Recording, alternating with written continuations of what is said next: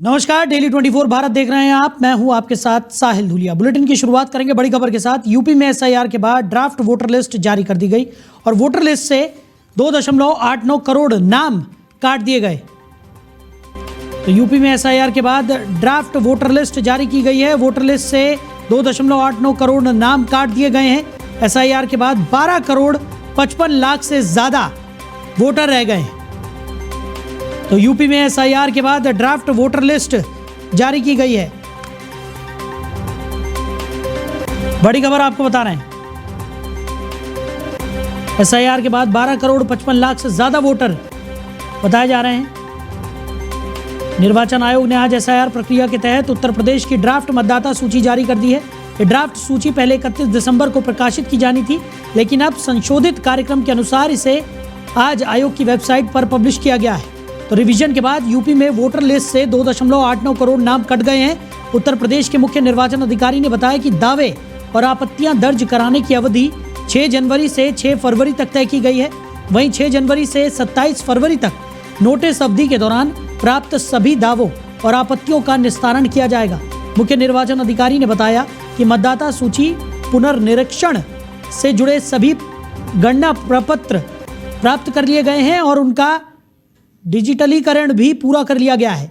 तो संशोधित समय सारणी के अनुसार ड्राफ्ट मतदाता सूची जारी होने के बाद नागरिकों को 1 महीने का समय मिलेगा, जिसमें वो नाम जोड़ने, संशोधन कराने या आपत्ति दर्ज कराने के लिए आवेदन कर सकेंगे। तो निर्वाचन आयोग के अनुसार उत्तर प्रदेश की अंतिम मतदाता सूची 6 मार्च को प्रकाशित की जाएगी। आयोग ने मतदाताओं से अपील की है कि वो ड्राफ्ट सूची में अपना नाम जरूर जांचें और किसी भी तरह की त्रुटि या नाम छूटने की स्थिति में तय समय सीमा के अंदर दावा या आपत्ति दर्ज कराएं। वहीं प्रधानमंत्री नरेंद्र मोदी 10 से 12 जनवरी तक गुजरात के 3 दिवसीय दौरे पर रहेंगे। इस दौरे में आस्था, विकास और अंतर्राष्ट्रीय कूटनीति के 3 महत्वपूर्ण पहलुओं को एक साथ जोड़ा गया है। दौरे की शुरुआत 10 जनवरी की शाम सोमनाथ मंदिर से होगी, जहां प्रधानमंत्री मोदी मंदिर पहुंचकर सोमनाथ मंदिर ट्रस्ट की बैठक की अध्यक्षता करेंगे। इस बैठक में सोमनाथ मंदिर के 1000 साल पुराने इतिहास और वहां चल रहे विकास कार्यों की विस्तृत समीक्षा की जाएगी। 11 जनवरी की सुबह प्रधानमंत्री मोदी सोमनाथ मंदिर में विशेष पूजा अर्चना और दर्शन करेंगे। इसके बाद वो सोमनाथ के गौरवशाली इतिहास से जुड़ी शौर्य यात्रा में भाग लेंगे। उसी दिन वो सोमनाथ में आयोजित एक जनसभा को संबोधित करेंगे, जिसमें शौर्य गाथा और सांस्कृतिक विरासत पर अपने विचार साझा करेंगे। इस प्रोग्राम के बाद दोपहर में वो राजकोट पहुंचेंगे और वहां क्षेत्रीय वाइब्रेंट गुजरात समिट का शुभारंभ करेंगे। इस समिट में 22 देशों के प्रतिनिधि मंडल भाग लेंगे और निवेश, उद्योग, साथ ही व्यापार के अवसरों पर गहन चर्चा की जाएगी। तो सोमनाथ मंदिर के आयोजन में प्रधानमंत्री नरेंद्र मोदी शामिल होंगे। वाइब्रेंट गुजरात और पतंग महोत्सव पर भी फोकस रहने वाला है।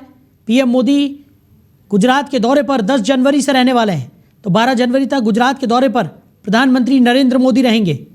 वहीं दिल्ली विधानसभा के शीतकालीन सत्र के दौरान सदन में जोरदार हंगामा देखने को मिला। कार्यवाही शुरू होते ही बीजेपी विधायक अजय महावर ने आम आदमी पार्टी के संयोजक और पूर्व मुख्यमंत्री अरविंद केजरीवाल पर सरकारी स्कूलों के शिक्षकों से कुत्तों की गिनती कराने का झूठ फैलाने का आरोप लगाया और इस पर केजरीवाल से माफी की मांग की।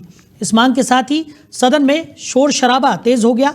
हंगामे के बीच विधानसभा अध्यक्ष विजेंद्र गुप्ता ने सदन की व्यवस्था बनाए रखने का प्रयास किया, लेकिन स्थिति नियंत्रित न होने पर उन्होंने विधानसभा की कार्रवाई आधे घंटे के लिए स्थगित कर दी। कार्रवाई स्थगित होते ही राजनीतिक माहौल और गर्मा गया। इस दौरान शीतकालीन सत्र में शामिल होने जा रही मुख्यमंत्री रेखा गुप्ता के बाहर निकलते समय बीजेपी विधायकों ने आम आदमी पार्टी और केजरीवाल के खिलाफ नारेबाजी करते हुए प्रदर्शन किया।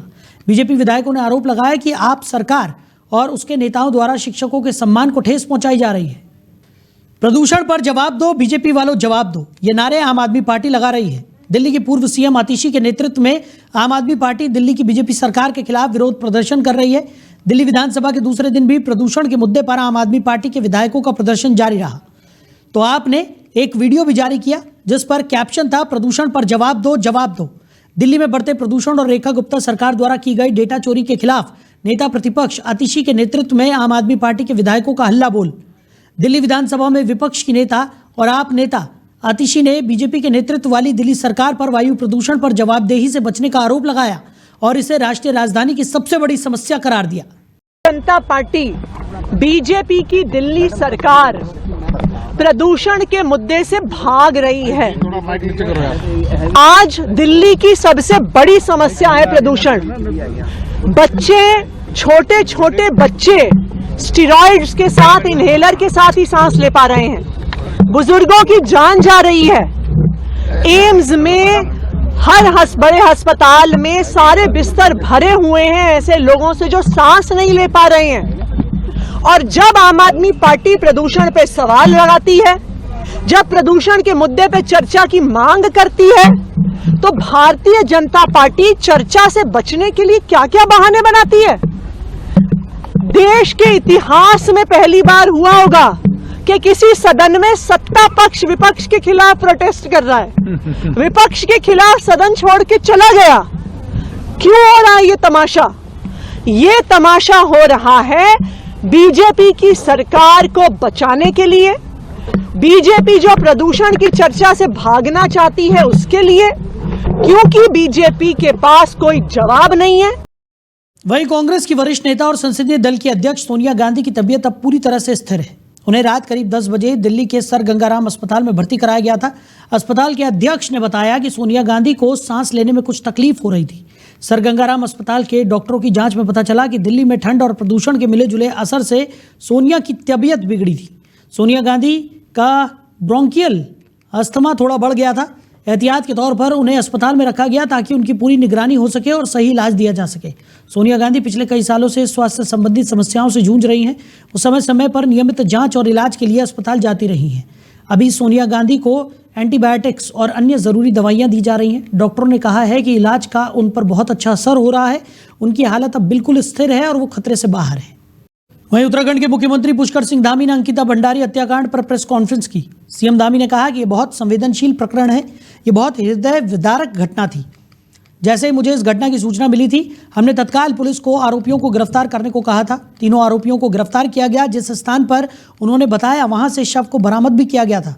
तत्काल हमने महिला आईपीएस अधिकारी के नेतृत्व में एसआईटी कमेटी का गठन किया और एसआईटी ने पूरी जाँच की। परिवार के लोगों से भी मिली, अन्य लोगों से भी मिली, जिनके पास भी जानकारी थी उन सबसे जानकारियां ली गई। सीबीआई जांच के लिए न्यायालय में भी अर्जी लगाई गई। कार्रवाई चली और तीनों आरोपियों को आजीवन कारावास की सजा सुनाई गई। अब जो ऑडियो सामने आया है उसमें कई लोगों के नाम लिए गए हैं। हमने ऑडियो की जांच के लिए एसआईटी का गठन किया है। जिन लोगों ने ऑडियो में बात की है उनसे भी पुलिस ने बात करने की कोशिश की है। हमने कहा कि सत्यता आते ही हम सभी प्रकार की जाँच के लिए तैयार हैं। कहीं भी कोई दोषी होगा तो वो छूटने वाला नहीं है, चाहे वो कोई भी हो। देखिए, ये जो प्रकरण है ये बहुत ही संवेदनशील है और हम सब लोगों के लिए, क्योंकि राज्य की दृष्टि से हम सबकी बेटी बहन जो भी उस समय में घटना हुई वो बहुत ही हृदय विदारक घटना थी और हम सब लोग बहुत आहत हुए। क्योंकि मैं उस समय भी राज्य के मुख्य सेवक के रूप में था और मेरे को जैसे ही जानकारी मिली, क्योंकि मेरे आपने पूछा है तो मुझे बताना चाहिए। कई सारे मीडिया के मित्रों ने बीच में ये भी कहा कि मैं इसमें बात भी नहीं कर रहा हूँ। अच्छा हुआ आपने पूछ लिया, क्योंकि प्रेस कॉन्फ्रेंस कुछ और थी, लेकिन ये महत्वपूर्ण विषय है, ये सबके ध्यान में आना चाहिए। और तो जैसे ही मेरे को मालूम चला, सूचना आई कि इस प्रकार की घटना हुई है, हमने तत्काल पुलिस विभाग को, अन्य प्रशासन को तत्काल कहा कि जैसे भी होता है सब जो भी इसके आरोपी हैं या जिनके ऊपर आरोप हैं उनको तत्काल गिरफ्तार किया जाना चाहिए। कोई पकड़ से बाहर नहीं जाना चाहिए और तत्काल उन सभी वो 3 के 3 जो आरोपी थे उस समय के, वो तीनों को गिरफ्तार किया गया और जिस स्थान पर उन्होंने बताया वहां से बॉडी को रिकवर किया गया। फिर जो कार्रवाई होती है, समस्त औपचारिकताएं जो कानूनी रूप से होती हैं वो पूरी की गई। वहीं इंदौर में दूषित पानी से हो रही मौतों के मामले को लेकर हाईकोर्ट में अहम सुनवाई हुई। कुल 5 जनहित याचिकाओं पर सुनवाई करते हुए मध्य प्रदेश हाईकोर्ट ने राज्य सरकार की कार्यप्रणाली पर गंभीर सवाल खड़े कर दिए। पिछली सुनवाई में सरकार ने कोर्ट में अपनी स्टेटस रिपोर्ट पेश की थी, जिसमें दूषित पानी से सिर्फ 4 मौतों की जानकारी दी गई थी, जबकि मौत का आंकड़ा इससे कहीं ज्यादा है। इस पर हाईकोर्ट ने सरकार को कड़ी फटकार लगाई और रिपोर्ट की विश्वसनीयता पर सवाल उठाए। वहीं हाईकोर्ट ने पूरे प्रदेश के पीने के पानी की स्थिति पर चिंता जताते हुए कहा कि अगर पीने का पानी ही दूषित हो तो ये बेहद गंभीर विषय है। ये समस्या सिर्फ शहर के एक हिस्से तक सीमित नहीं है, बल्कि पूरे इंदौर में पीने के पानी की सुरक्षा पर सवाल है। कोर्ट ने इस मामले में मध्य प्रदेश के मुख्य सचिव को वर्चुअली पेश होने के निर्देश दिए हैं। अगली सुनवाई की तारीख 15 जनवरी तय की गई है। उधर नेपाल के परसा और धनुषा धाम जिलों में धार्मिक विवाद के बाद हालात बिगड़ गए हैं।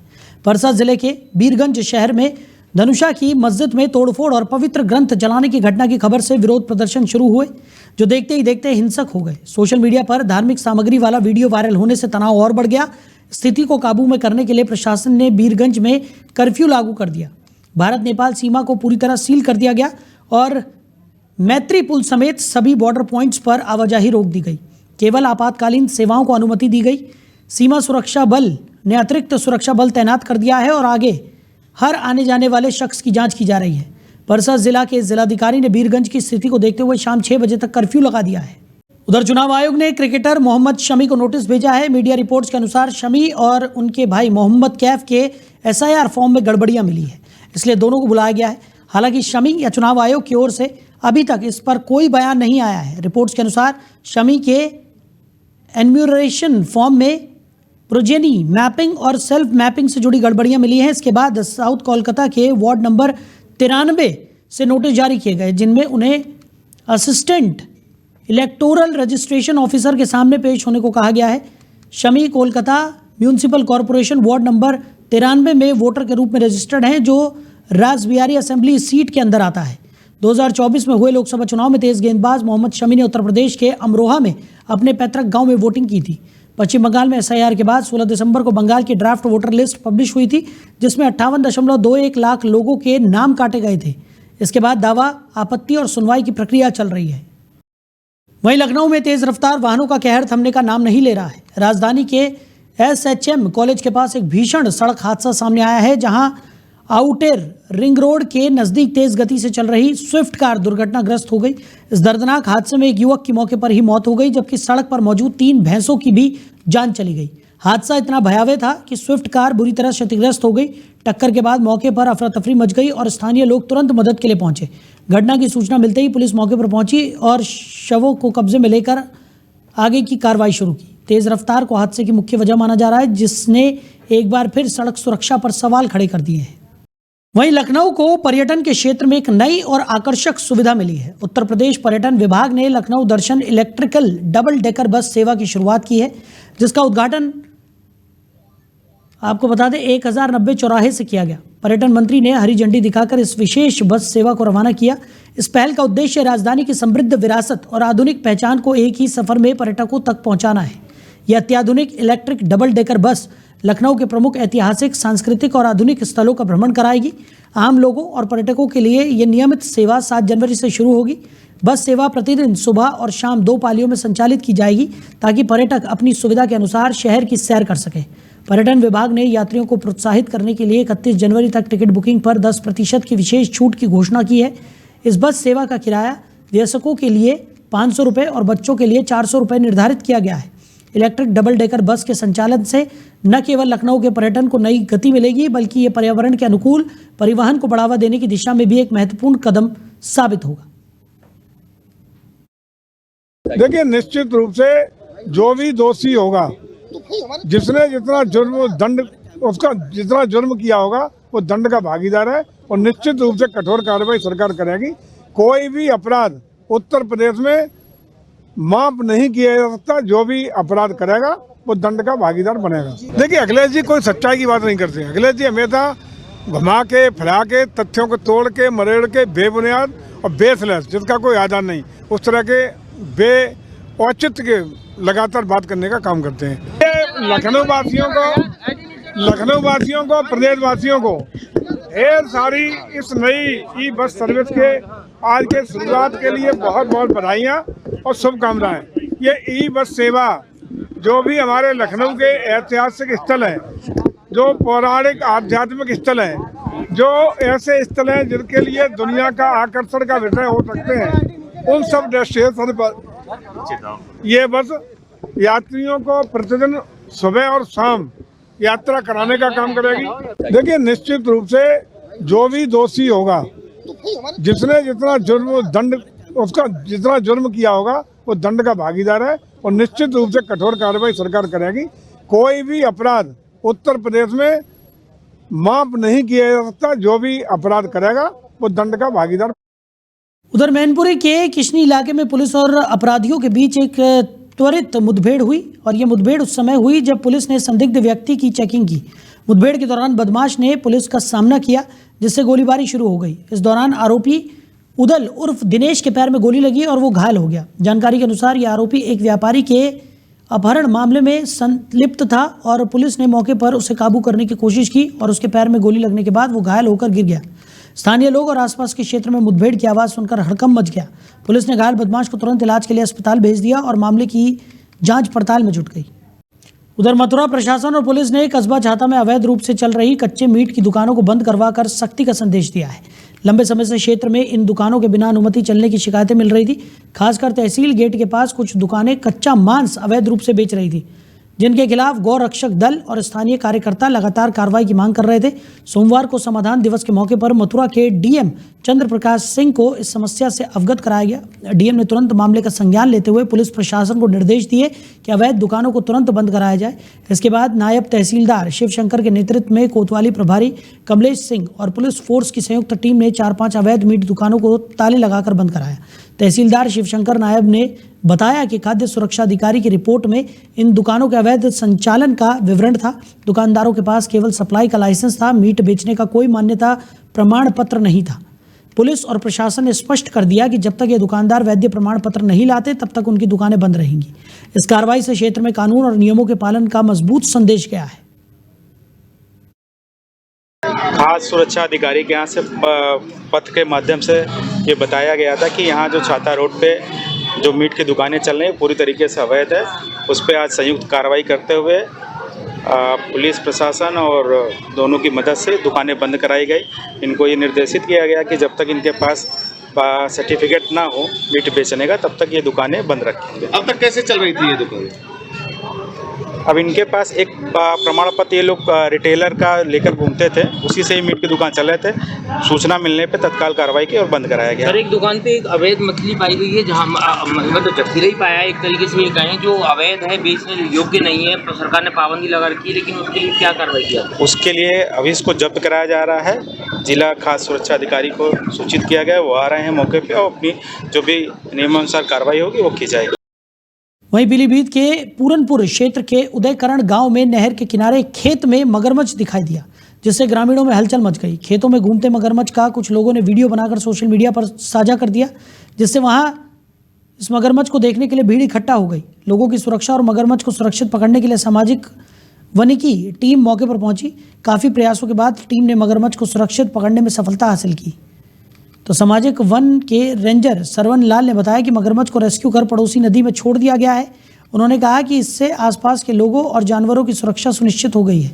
घटना ने ग्रामीणों को प्रकृति और जंगली जीवों के प्रति सतर्क रहने की चेतावनी भी दी है। वहीं सीतापुर में रामपुर मथुरा से गोंडा देवरिया तक बनने वाली 23 करोड़ रुपए की सड़क चौड़ीकरण परियोजना का आज भव्य भूमि पूजन समारोह आयोजित किया गया। ये सड़क 1 साल में तैयार हो जाएगी और क्षेत्रवासियों के लिए आवागमन को आसान बनाने के साथ साथ विकास की नई दिशा भी खोलेगी। शिलान्यास के अवसर पर सेवता विधायक ज्ञान तिवारी ने कहा कि लंबे समय से जिस सड़क का जनता को इंतजार था वो अब हकीकत बनने जा रही है। उन्होंने पीडब्ल्यूडी अधिकारियों को निर्देश दिए कि अतिक्रमण को किसी भी स्थिति में बर्दाश्त नहीं किया जाएगा और निर्माण कार्य में किसी प्रकार की देरी या बाधा नहीं आने दी जाएगी। विधायक ने आगे बताया कि ये सड़क आगे चलकर बाराबंकी और अयोध्या को जोड़ेगी, जिससे गांजरी क्षेत्र का सामाजिक और आर्थिक विकास और तेजी से होगा। पीडब्ल्यूडी के अभियंताओं ने भरोसा दिलाया कि सड़क मजबूती और गुणवत्ता के उच्च मानक के साथ समय पर पूरी की जाएगी। भूमि पूजन का कार्यक्रम वैदिक मंत्रोच्चार, हवन और शिलालेख अनावरण के साथ संपन्न हुआ।